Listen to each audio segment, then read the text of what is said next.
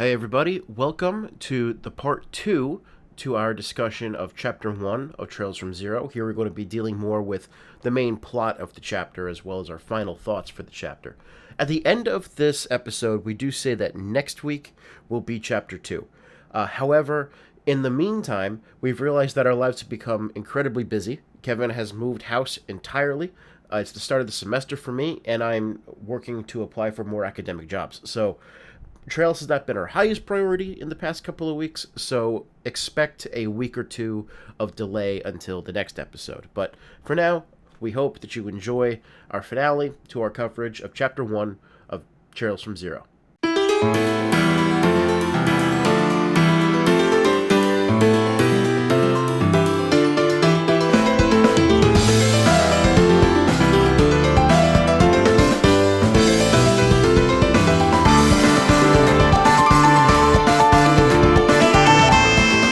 Give you a nod for taking that nod. You know who can't nod, Colin? Who can't nod, Kevin?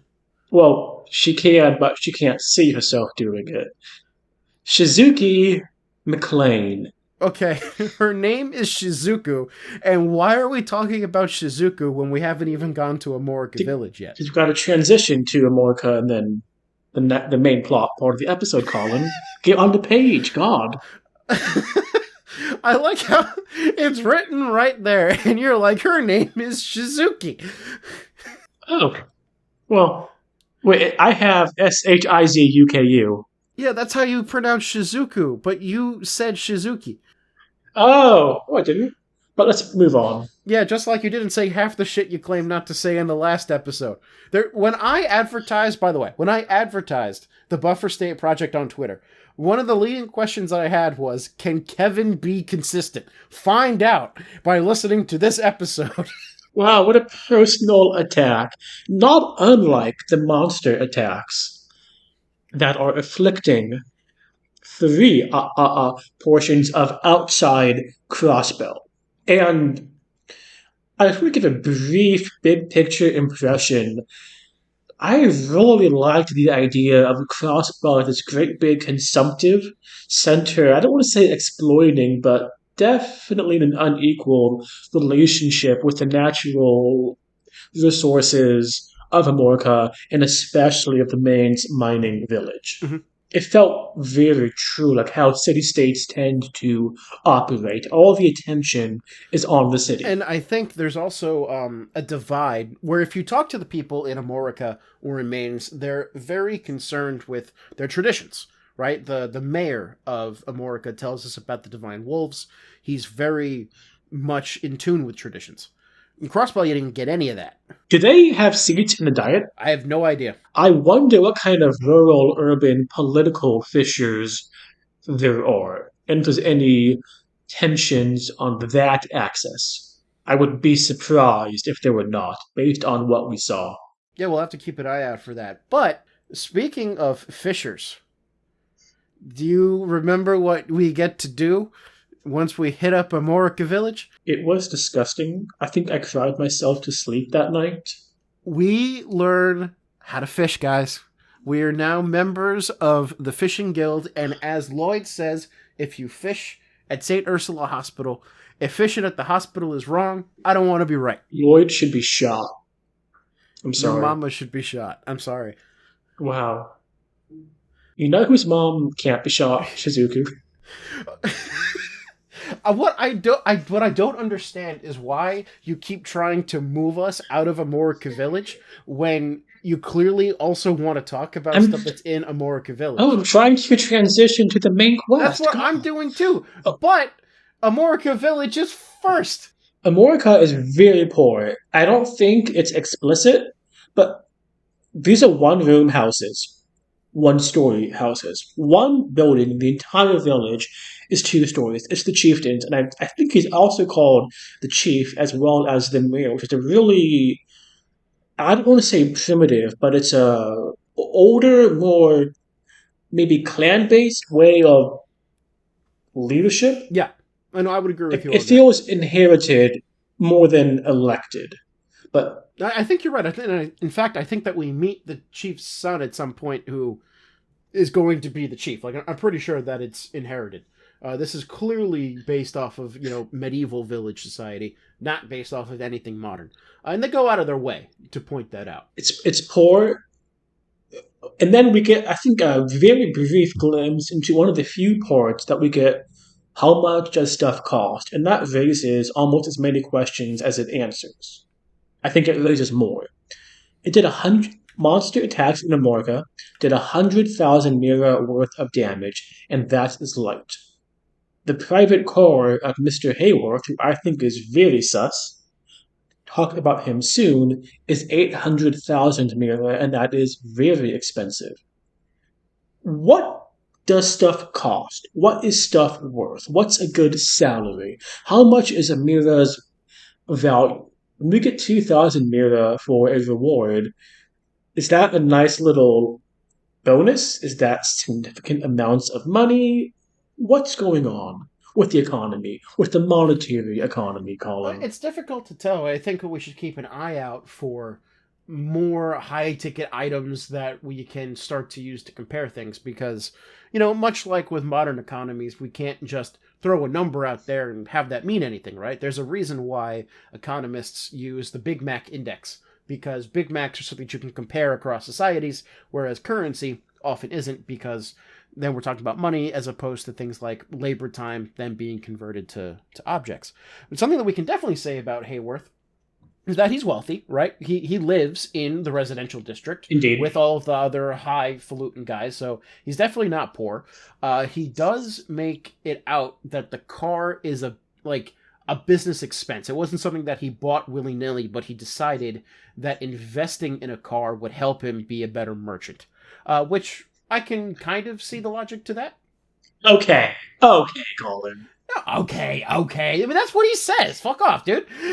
That's what he says. He's so sus. He screams suspicious. Well, I was about to ask, so what do you think of this guy? And I want you to tell us what you think, and then I have a task for you. I would not be surprised if he is an unrepentant serial killer. No one is that ostensibly do-gooder who is also a businessman, a profession about as proverbially given to bouts of generosity as bankers. Does he look familiar to you? If I Google Hayworth crossbow, can I do that or should I not do that? At this point, you should not. He's blonde. Okay, no, he has purple hair. Oh, he's purple hair. Someone else has purple. Oh, Chloe has purple hair. Yeah, Chloe has purple hair. That's true. No, she doesn't. Yes, does she? Chloe does have purple hair. Yes. I have one last leading question before I will give you permission to turn to page 3 of our Google Doc. But do you remember meeting this man in any other game? Is he Blue Blanc? He's not Blue Blanc. All right, go to page 3. And for... well, the waterfall is called Airletten. So this is the scene in which you're in Chapter 1 of SC, and who is there? Estelle has just met Ren. And with Ren are what we then find out are automatons. Wait. Please turn... And then at the end of Star Door 15... Yes, turn your attention to the page 4, where I provided another image. Is this Ren's parent, Dad? I mean, we haven't seen confirmation of it yet, but everything is hinting towards that, wouldn't you say? Wealthy, purple hair. But also red-haired mother. And we've met Sophia in-game. If you did the kitty quest / just walked around, but she's been there. She's there the whole time. And so you were at my house when we watched Star Door 15. Now, granted, you were a couple of gin and tonics in at the time. But I did inform you that the name of that kid is Colin. Well, shit. So this is Ren's family that sold her into sexual slavery. Well, I am not commenting on I was right. Of that, but I am, because, okay, this is not a spoiler because it's just connecting dots that we've seen already, right? That's kind of what I can help do, because I can know to look out for stuff, but as in terms of, like, what they've done, why they did it, stuff like that, we'll have to wait and see what the game says, but given that we just came off of SC and Sky the Third, this guy should have been, like, flashing red lights in your face of, look at me, I'm important. Well, I always thought he was sus. Yes, you did. And you are also right. Kevin hates Zeit. Well, we'll talk But about that. when we get to that, So, with Amorica Village, the mayor tells us, about, well, speaking of Zeit, the mayor tells us that there's these figures of the divine wolves. These are like mythical creatures that used to help out men, but then men got too greedy and the wolves went away. And so he's afraid that the divine wolves are back to take their vengeance. it's been a couple of millennia. Tell them that the statute of limitations has gone. Any punitive damages are uncollectible. That there is no transferability to the legal heirs of the original culprits, and they are now assessed attorney's fees. They can pay at the Crossbell Yes, courthouse. Kevin, because we all know that gods respect the court of law. This is only true in Aeschylus's Oresteia. I don't think any other gods give a shit about the court of law. And how sad that is. But theodicy is there for a reason, putting God on trial.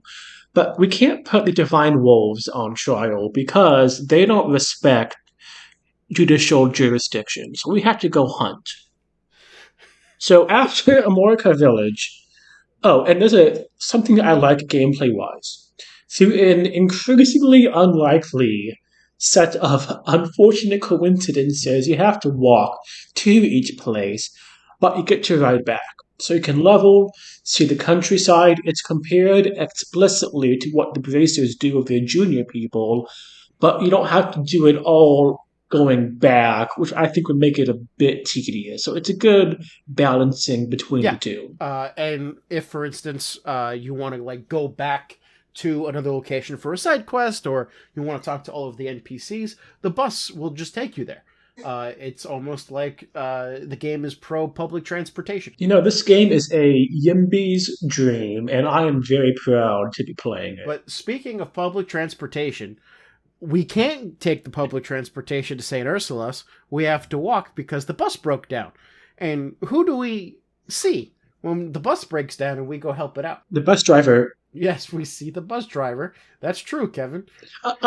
Also, we see the most frightening, uncanny valley portraits of Joshua and Estelle. Yeah, And I told you these portraits were shit.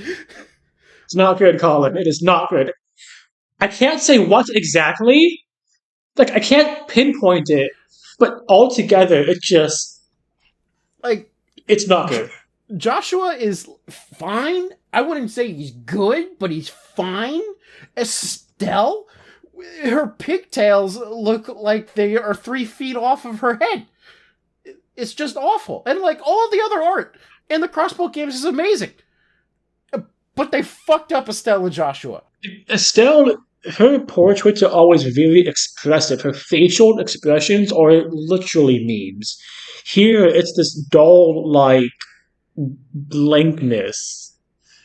So I once played the Vita port of Trails in the Sky Evolution for about 15 minutes.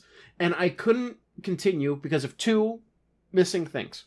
A, there was no fast forward, which you really depend on when you're playing these games. And B, they imported all of the Crossbell portraits into that game. So Estelle's expressive portraits, gone in the Evolution games. It's all the Crossbell art style, which like can look good for some stuff, but for Estelle and Joshua, it looks like trash, and they should feel bad for doing it. But on a more serious note, this is the scene that we see in the manga when Joshua and Estelle save the bacon of the Special Support Squadron.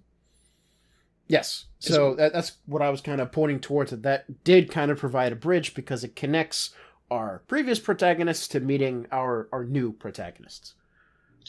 But also, given the nature of the conversation, we didn't need the manga to have this meeting, Colin. If they just came out of We did. nowhere, with us knowing from the cutscene in the beginning that they were in the city looking for them, I think that would have been enough. But it's a good.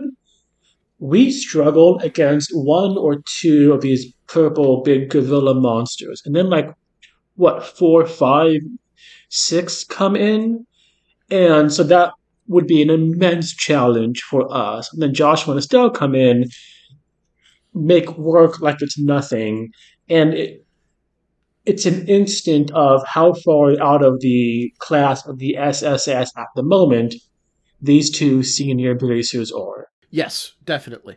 And I will say that you're right that we don't need the Ring of Judgment manga, because I hadn't read the Ring of Judgment manga when I first played it, and this seemed completely fine. The first cutscene in which they kind of show up in the beginning primes you to know that you're going to run into them at some point, on account of the fact that, of course you are. Like, the game has made it out that you know that Joshua and Estelle are here. Something that was interesting about the opening cutscene, now that I think about it, is that Arios explicitly says, I see you're back from Liberl, and now you're back in Crossbell, which means that Trails in the Sky Advanced Chapter Drama CD is canon. It is a fundamental part of the lifeblood of the games that we play, and therefore we should be appreciative that we listen to it. Do you think more than 10% of the players know what it is? Well, I would say that okay, I'll put it this way. If people are dedicated enough to find Trails in the Pod with as little advertising as we do, because we don't advertise at all, those are the same people who might actually find it. Now, granted, we have in general. Yeah, no, most people, I would say 10% is probably, in terms of the entire player base, in terms of people who have downloaded and actively played these games, 10% is generous of who's going to know about Advanced Chapter. But you never know. Yes, your cat is very cute. Thank you for showing me your pussy, Kevin. She's a very cute cat. So, my thoughts on Joshua and Estelle being here in this game, and it is not of the good. No, you are unhappy about it. I will say, around this time, I decided to start writing down notes as to what we should talk about. And I was also drunk when I got to this point. So I don't really remember what I was talking about, but I wrote down 2 things. Well, actually 3 things. One is that I love how Lloyd's reaction to meeting Joshua and Estelle is like, fuck, there are bracers here. Because it's kind of showing that they're in competition, I suppose. I did notice that to Estelle, everybody is San, like Lloyd-o-san, Randy-san, except Tio. Tio is Chan, because Tio is like 12, and therefore should be Chan. And then I made a note to myself that I should look up who the Tio and Lloyd people are back in Liberl that Estelle mentions. I know another Tio and I know another Lloyd. Lloyd is the head of the Fisherman's Guild, I think. And I think Tio was somebody in Roland, but I don't remember. But I also didn't check. I don't remember. I remember Estelle saying that. I do not remember who the namesakes are from Liberal. One thing that is interesting is that Joshua and Estelle, which I think is sensible, they're not famous at all. And even what happened in Liberal, it's not that well known. Something happened. People aren't really sure what, or at least this maybe not representative cross-section. Like, I don't think that people know... They know the Orbital is shut down. Yeah, exactly. They know the Orbital shut down. They might not know about the Libra arc. But you're right that people might have the idea that Estelle and Joshua were involved in it. Like, I think Sergei said that they did. Somebody said it. But it's not like you're going to recognize them off the street and say, like, they're the one who saved everybody's ass in the Liberal incident a year and a half ago. Yeah, I'm looking at the transcript now. Chief Sergei says those two, Joshua and Estelle, have got quite the personal history, believe me, which is interesting. I've even heard they led the effort in fixing the fiasco that happened in Liberal last year. Lloyd says the Liberal incident. Tio says that was when orbital power suddenly shut down all across the country. And then Randy says, no kidding, this is the first time he's heard of it. And it's unclear, no kidding, as in that they were involved, or he doesn't know the details of what was going on in Liberal. I think it's a pretty safe assumption to say more that he didn't know they were involved. It would be kind of ridiculous to not hear about the incident. But the arc seems we don't get any references to that outside of Liberal. When I would imagine that would be huge international effing news. Wouldn't you think Well, so? it was definitely at the time. I don't know if we have enough information to really make a judgment about people's general knowledge of the fact that there was a floating city in the sky above a lake. Because my mind is, I'm Colin, just saying, I don't remember if other people talk about it at some other point, but I don't want to draw any judgments right now. I'm just saying, if there's a floating city above Washington, D.C., and New York, what say you, and it caused a mass EMP pulse that disabled all modern communications technology, what say you? And if I ran into you, say, a year later, I think that'd be one of the first things out of my mouth. Hey, remember when there was this big fucking city above New York? Kind of weird, huh? We have lived through some truly calamitous events in our time, and there are people in this country that think they didn't happen. So it's not at all, it wouldn't be shocking to me at all that if a city appeared on top of Washington D.C. in a year and a half, I could see half the country thinking it never happened, and that it was just made up for political purposes.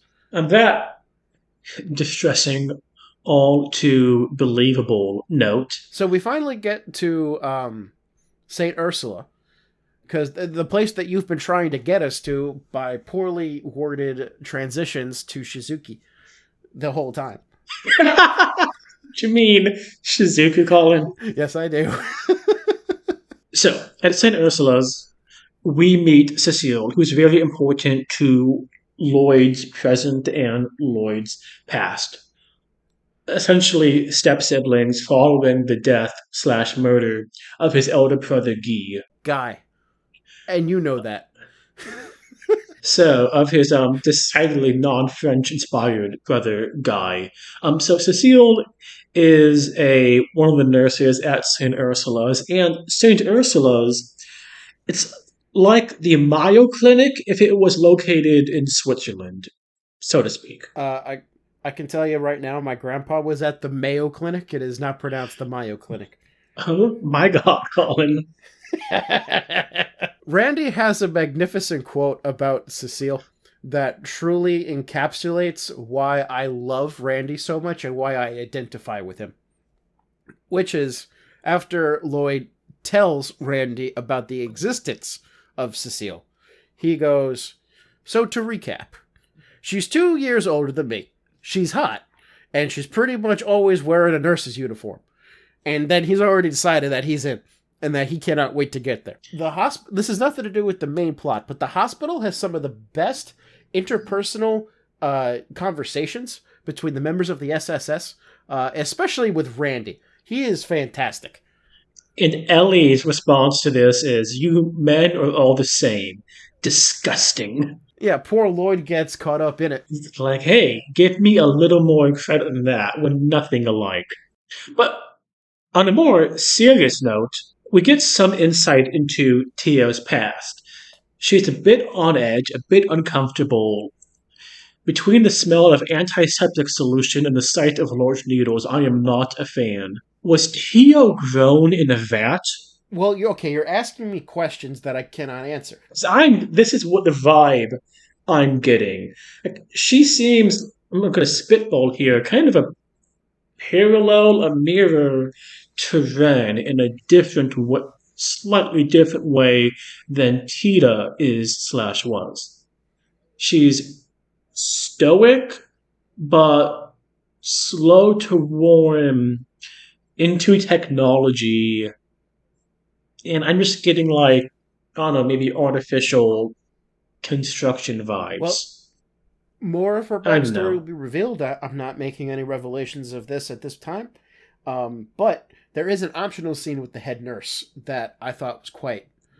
I'm glad that I saw it, because it goes a little bit more into detail about how Tio was definitely in a dangerous situation and had been rescued, and was brought to St. Ursula to recover from her injuries. So the head nurse is the one who took care of Tio, and so then it They kind of allude to it in the main plot, but then if you go back and you talk to her at a certain time, then Tio and them have like a heart-to-heart conversation, and then Tio also talks to the SSS about her own backstory a little bit and reveals that she had gone through some traumatic stuff. And it's kind of a nice moment to see like the SSS coming in support of Tio at that point. Yeah, and they're learning more about each other and the bonds growing as they do. It's not yet, and I'm sure I'll be complaining later on when it is, in this close, going past the edge of codependency, toxic positivity that we all too often see in JRPG parties. Here it's more work colleagues who are growing friendly and friendlier with one So another. let's talk a bit about the plot itself at St. Ursula, because here Lloyd does a bit of detective work to discover that the attack that had been done certainly seems to be like a wolf that somehow had gotten on top of the hospital, which would imply that they have some kind of purpose or some kind of rationality. I think all God's creatures have purposes, Colin. I don't know. There are certainly some animals that, like bees, they can just die. And I know that people are going to come at me on Twitter and tell me that they're actually important for ecology and essential to our ways of life. And you might be factually true, but emotionally you're incorrect. Bees are Satan's spawn and terrible, and I want them all to die. I'm racist against bees. Well, I'm going to move on from the fact that bees pollinate flowers and all sorts, and without them, the ecosystem would be devastated.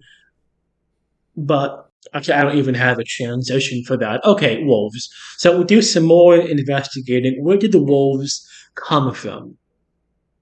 We narrow down the list of possibilities, we eliminate some, and then one of the key components to this is Orios's daughter, who is able to tell us some more information, details about her recollection of the attack. Yes. And what's her name, Kevin? Her name is Shizuku. She's Orius's daughter in permanent care at St. Ursula because in an accident she was rendered blind a couple years back, though with treatment and time she is slowly, I believe, regaining use of her sight. She's able to tell the special support squad that she heard heavy breathing very close to her open window that night. Yes. Which And is her mom dead or something? We only hear about her relationship to Mr. McClay. I'm not talking about that. Okay, don't know how to respond to that, but I mean, there's some. That's the problem with doing a podcast like this is that you will very naturally have questions, right? A lot of the time, these questions have answers, but I cannot give you these answers because if I give you these answers, not only do I spoil the game for you, I spoil the game for like most of the people. In fact, probably most people listening already know, but some people we know are playing along, and sometimes I end up spoiling things, but I'm trying not to do fine, that. here's a question. In 150 years, I don't think anyone will be speaking my name, thinking about me. I will be vanished from human memory and time. How do I deal with that, Colin? Drinking is how I deal with it. You know who can't drink? People on the job, and that's what our special support squad is when they go home for the night. They have to write a report. They do have to write a report, and they don't want to, but they do it. God damn it! And then when they wake up, they got a bombshell because it turns out that the CGF is pulling its forces out of Mainz. It's not going to protect the people of Mainz anymore from the monster attacks. That's when the elector bishop will be furious when he. Oh, wrong mains. For a second, I was thinking you were talking about the actual bishop that's at the cathedral by town, and I'm like, is he the part of the diet? Like, does he have a political role? So, if you want more Holy Roman Empire trivia, read Peter Wilson's great book. But no, higher ups in the CGF, and at this level, there's only one higher up. It's the head of the CGF, the colonel who is taking the military out. This is not an issue that they want solved. And as we learn later on, this raises the suspicion the head of the CGF has ties either to the mafia or I'm guessing to the corrupt members of the Diet. Something that is revealed in his actions too is just sheer incompetency, right? Because Sonia tells us, okay, we decided to pull out. We were thinking about assigning the protection of this town to the Bracer Guild, but they're too far spread out. They still pulled out, and Even knowing that, and yes, they still decided to pull out, but also they were thinking about giving jurisdiction to a non-state actor because they couldn't be asked to do their job. and this is one of the issues with institutions. Even when they know something wrong is going to happen with hierarchical institutions, I should say, like the military, like the police, they know negative consequences will likely result, and they do it anyway. They'll feel bad, but they will let this be done. Oh, also, I bet that Noel is going to pop up more, and maybe she'll even join one of the empty rooms because I'm pretty sure I've seen multiple portraits of her and Colin. I mean, that is a giveaway. Multiple portraits in the game, or do you mean like people doing a fuck ton of fan art about her all the time? The former, and now I'm preemptively horrified. Yeah, you should be. I sent you that tweet about the Estelle thing that popped up on our Twitter feed.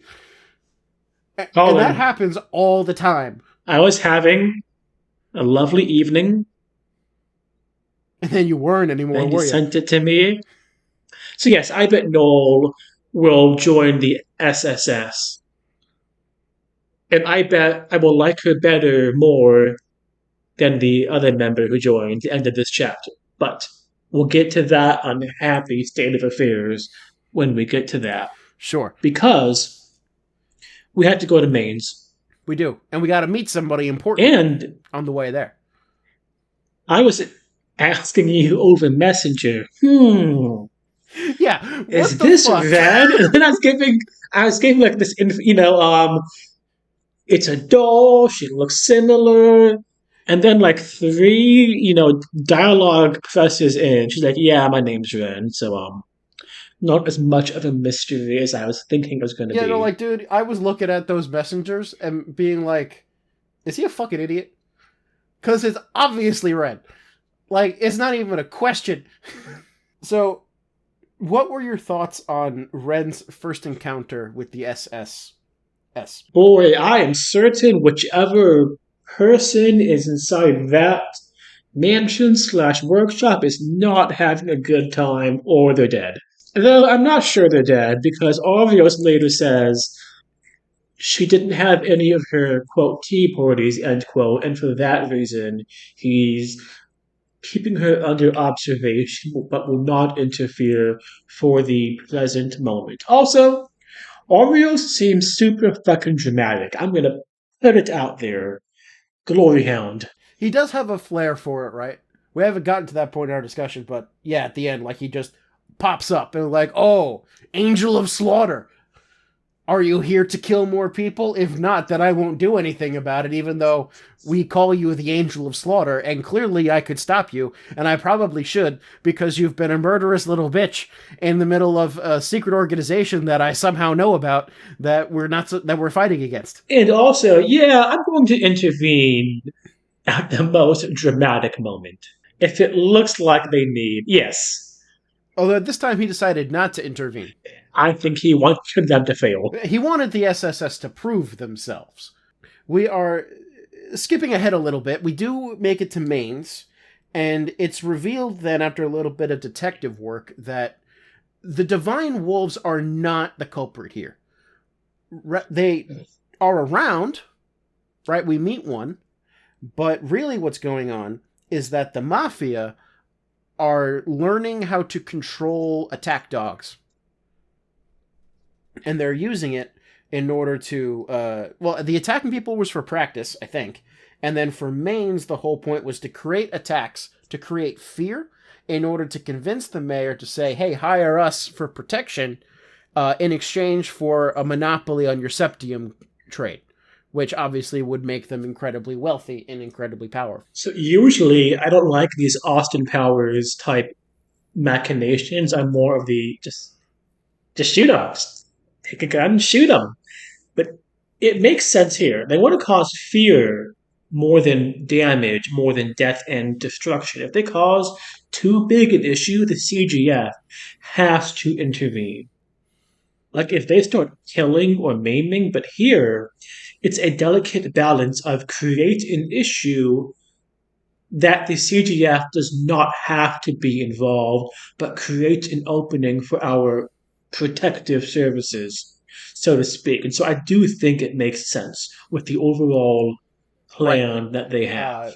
The SSS makes the decision to ambush them and intentionally does not call on the CGF for fear that if they do, then the Mafia members will get off, which is kind of a terrible state of things if you really think about it. And from everything we know, that fear seems to be well founded. Yeah, I mean, Sonya even says so. Like, you could berate the SSS for taking matters into their own hands, but she acknowledges at the end of the chapter that they probably made the right call. So, gameplay wise, these fights were, I think, some of the easier boss fights we've had in a bit in general. I didn't have to restart once. It was Vandy at level 17 learning that crush bomb that blinds everyone. Oh, that thing is so... It's like Tita's thing, but better, except mine kept missing. So I really need to add like a hit quartz or two to Randy because his accuracy is fucking shit. But no, Crash Bomb's awesome. It makes the fight so much easier, and it wasn't that difficult to begin with. You fight a trio of wolves who ambush the drunken gambling mine worker. Maybe we should have let it happen, if you want to get all Calvinist predestination, but we're not Calvinist here in the Special Support Squadron. We believe in free will. Are you a Calvinist in real life, Kevin? Colin, I'm Jewish. Yeah, I know, but are you a Calvinist Jew? I'm not entirely certain that is a thing. Actually, I would love to know what the Church of Ideals thinks on predestination. That's true. We should see if we can find anything. Maybe Pork Bob will know something off the top of his head when he listens to this episode. He's normally good for stuff like that. These boss fights are boss fights in form and in function, but not in difficulty, right? They're there, like they do feel epic. There's definitely an obstacle you have to overcome, but there's never really any doubt that you're going to make it through. No, and the main climax is really putting the pieces that the White Wolves are not at fault, and we can bypass the But it's the Black Wolves that are. unfortunate colorism that is present here, but yeah, so we get the wolves. They are taken out of the control of the mafia. Should we name this podcast Is Falcom Racist when talking about the wolves? I mean, being in a more serious sense, they would imagine cross-cultural implications of white as purity, the blank slate, and, light mourning, whereas humans have historically been afraid of the dark, so to speak. It's something to note. I'm not actually accusing Falcom of racism. Unfortunately, I would rather the Black Wolves have won when we lost and all died because we get a fucking furry who joins the squadron. Yeah, so only Tio can talk to Sight. But then Sight, I hate this, who Colin. is the... hate it. He's a divine wolf, and he decides that he's going to join the SSS as a police dog. And the second it happened, I was like, Kevin is going to hate this. And I'm curious to see if your opinion changes over the next couple of games, because I gotta tell you that I like Zayt a lot. I think he's great, and you'll find out why. No, Zeit could destroy every member of Ouroboros, could bring Estelle's mother back to life, could heal Joshua of his trauma, could give meaning, to Ren. He could do all of that, and I would still hate him. Okay, I thought you were saying that he actually could, and therefore he was a bad person for not doing any of that. Zeit sucks. Because that's been your Luva stuff, right? He could stop all the evil just by killing Just one saying. guy. And now you like Awesome Luva, don't powers you? to shoot him. Why don't you just shoot him? But on a more serious note, Because then we wouldn't have a game to I play. do think that Arios is giving major sus vibes. He's connected into some dark stuff. Like, you don't brood like that with an ostensible enemy. You don't wait to intervene until it can help your brand, your personal image. You don't have this admitted knowledge of how the papers portray you. We've only seen one other Divine Wind, Divine Blade Wind, Divine. What the fuck? You know what I'm saying. Cassius Bright. So I think it is clear that these two are opposite or mirrors in some way. And I bet that Oreos is going to turn bad or something, or is bad. Okay. Well, you should add that to your predictions list, and we'll see how things stand.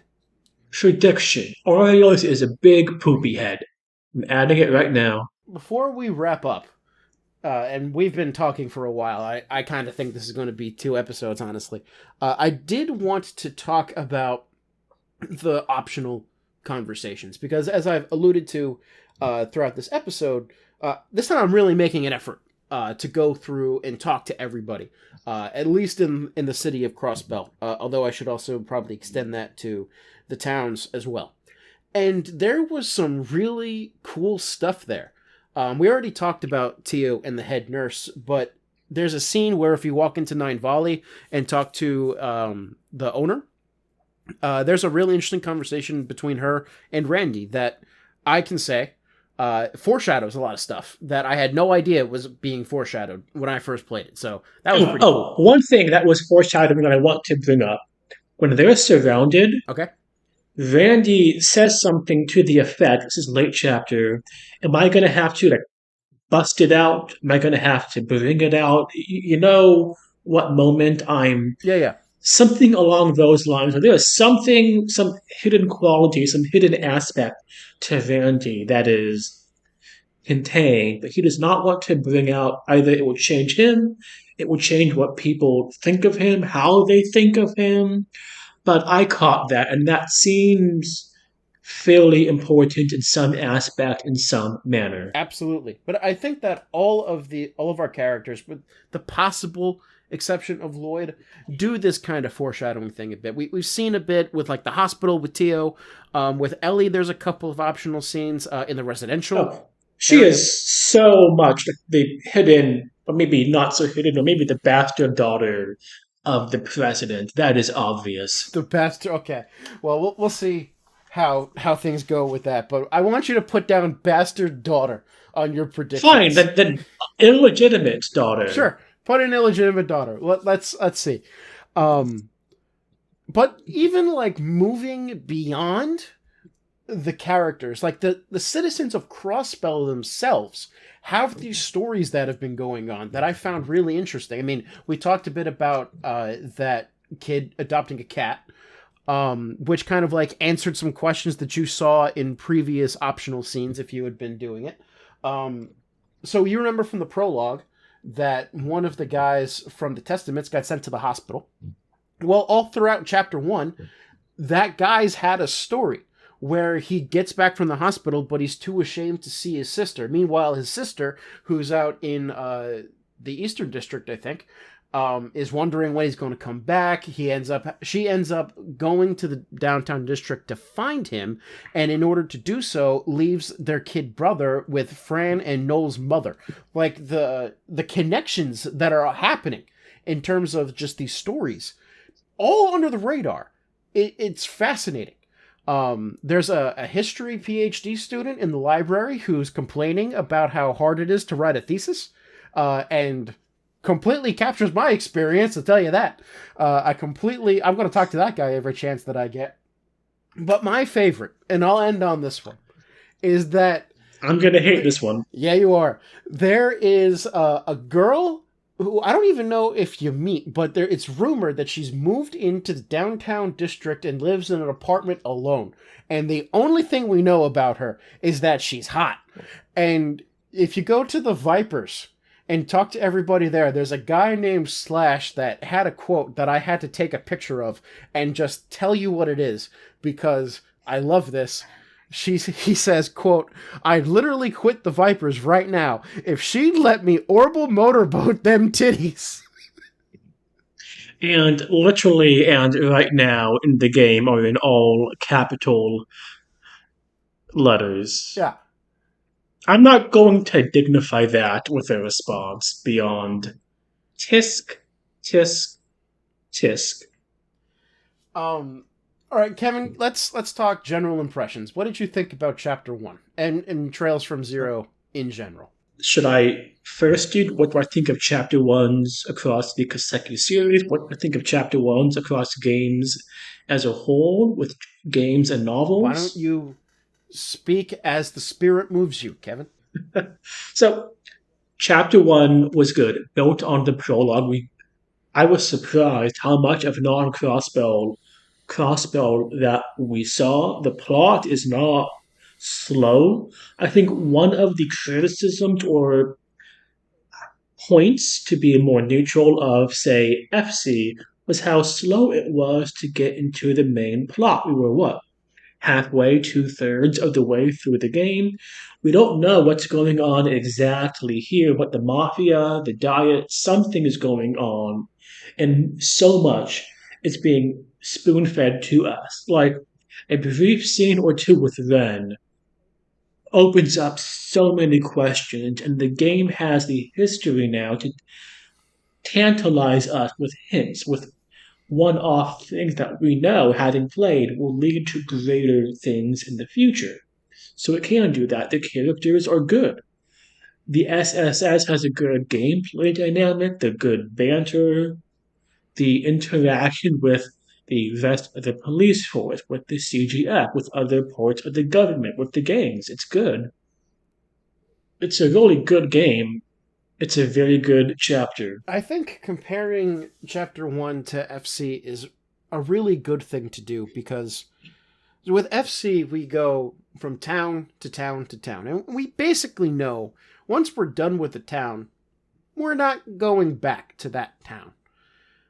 Which, I mean, yes, we learn more about Liberl, and in SC, then we do go back around a couple of times, which makes Liberl feel like a lived-in place. But for the most part, you're not going to get side quest in Bose while you're in Grand Cell, for instance, right? Everything is localized to where you are as Estelle and Joshua. What they decided to do with this game is, in the prologue, introduce you to the entirety of Crossbell City. And then in Chapter 1, they introduced you to the entirety of Crossbell State, which means from now on, all of these huge locations are available for us to quest in, to explore, to talk. I think that's a fantastic way to make us have investment in Crossbell State very early on. This is it for Crossbell. There's nothing like to the west, or... I mean, there are some areas, like there's Stargazer Tower that you saw at one point. There's the ancient battlefield. There are the different gates that you might have seen, like on forks of the road, but you've now seen the majority of Crossbell Estate. There's no other, like, villages. Oh my. No. Good to know. And that is very much a different design from FC. from SE and obviously from the third. Yeah, but definitely different from. Although the whole idea of the third having, I forget what having Phantasma, the place that the garden, whatever, having a hub. That is something that Crossbell is taking in, right? Like you have Crossbell City as your hub. Every time we came back from a location, we would come back to Crossbell and maybe have a quest or two here, or go fix up our equipment, refresh our supplies, and then head back out again. All right. Is there anything else that you want to talk about before we close out this episode? So I think even more now that Mr. Hayworth is sinister. I think Oreos is sinister. Maybe I'm too cynical. No, it can't be me. It has to be other It people. definitely has to be other people. So I'm looking forward to seeing my suspicions bear out. You phrasing it that way reminds me of a conversation I had with my father yesterday, where I disagreed with him about something, and I have disagreed with him on this for literally my entire life. And he replies with, "I agree you don't agree with me now, but you'll agree with me in 20 years." Because you're just like, I have suspicions. I look forward to seeing them be correct. Until next time, which I believe that this episode will have been 2 episodes. I'm Kevin. That's Colin. We got some good stuff for sideboards in the first and the next coming weeks. Case study for the Buffer State Project, which will be the buffer states of 19th century Central Asia. And I am very much looking forward to that. Yep, I got my copy of Hopkirk right here. Looking forward to diving deep into that and talking about it with you all. But I guess the next episode that'll come out after this, because we are going to divide this into 2, I think it's fair to say, will actually be chapter 2. So that the audience won't have to wait so long for us to talk about Trails from Zero again. Till then, I'm Kevin. That's Colin. See you next time. Thanks for listening, everybody. Bye-bye.